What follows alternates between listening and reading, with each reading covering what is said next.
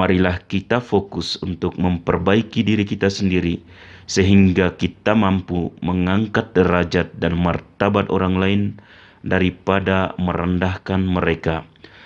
Dunia akan lebih damai dan maju jika kita semua saling membantu untuk tumbuh secara mental, emosional, dan spiritual daripada saling menghakimi. Amin. Tuhan memberkati kita semua.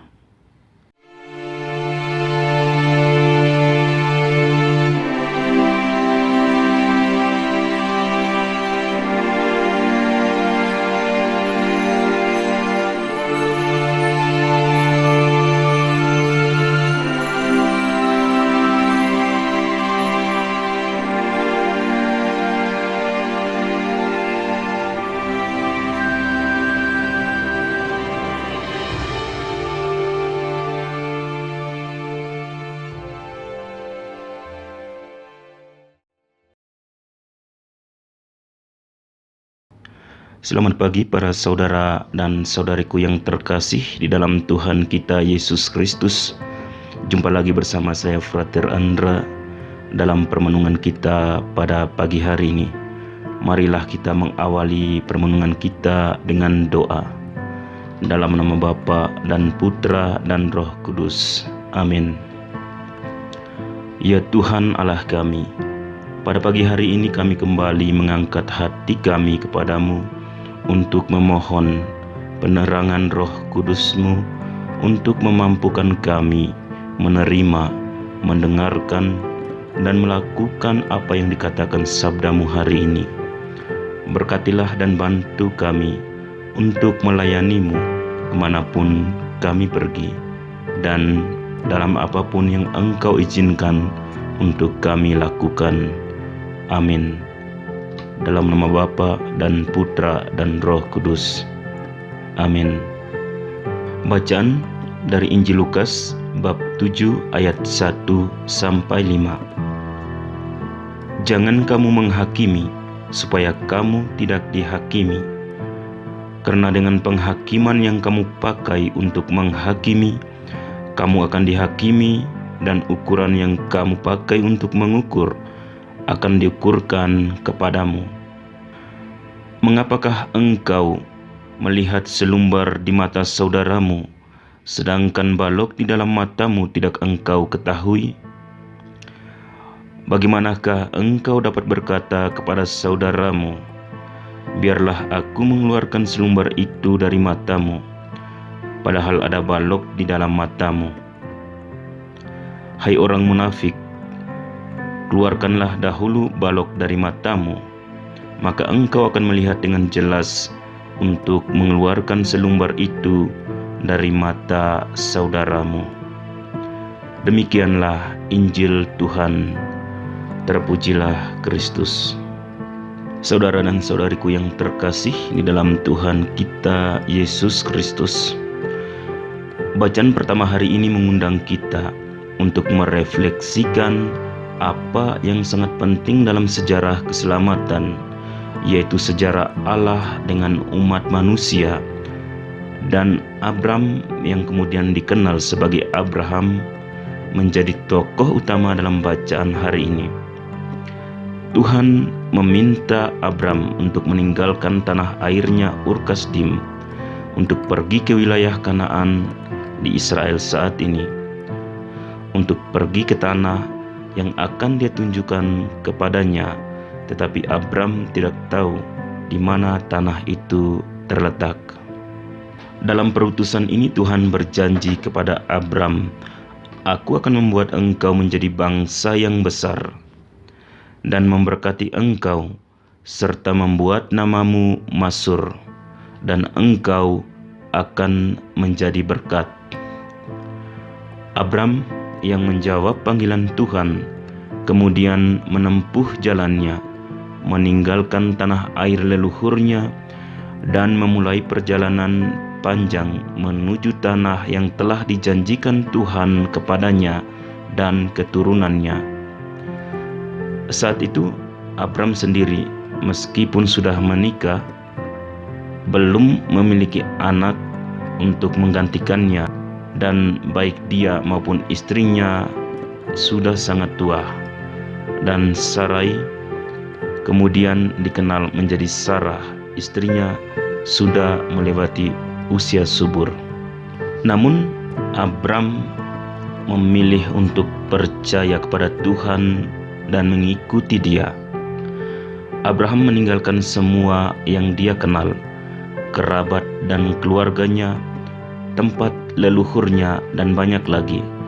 Dan ia memulai perjalanan seumur hidup untuk mengikuti Tuhan dan menyerahkan dirinya dan keluarganya untuk tujuannya.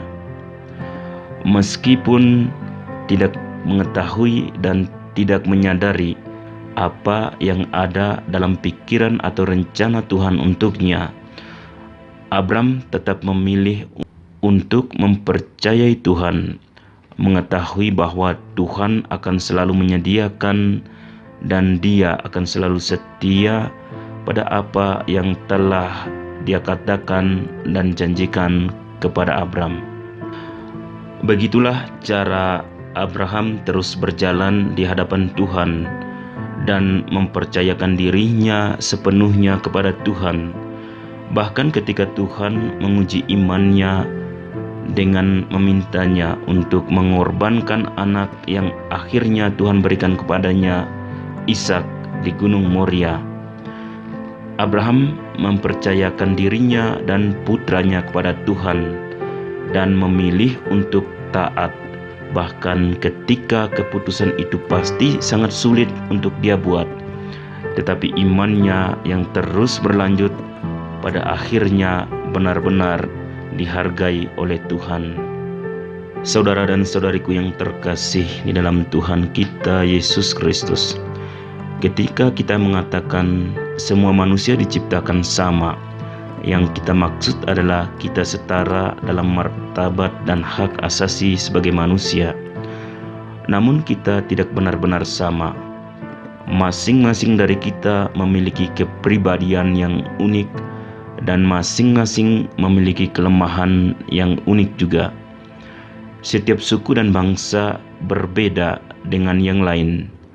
Yang bisa kita lakukan adalah saling menghormati, karena rasa hormat melahirkan rasa memiliki satu sama lain sebagai saudara. Dalam perikop Injil hari ini, Tuhan meminta kita tentang apa yang perlu dilakukan oleh setiap orang Kristen dalam hidup, sehingga kita benar-benar berkomitmen seperti yang seharusnya dilakukan oleh para pengikut dan murid Tuhan yang sejati, dalam menjawab panggilan Tuhan dan dalam mempercayakan diri kita kepadanya, dalam kepatuhan kita pada kehendak-Nya, hukum, dan perintah-Nya. Kita juga mendengar bahwa Tuhan berbicara kepada murid-murid-Nya bahwa mereka harus benar-benar setia kepada Tuhan dan tidak seperti orang munafik yang suka menghakimi orang lain dan membandingkan diri mereka dengan orang yang mereka anggap kurang berharga atau lebih rendah dari mereka. Tuhan mengkritik semua orang yang begitu picik dalam menilai kesalahan dan kekurangan orang lain ketika mereka sendiri dipenuhi dengan kejahatan dan kekurangan.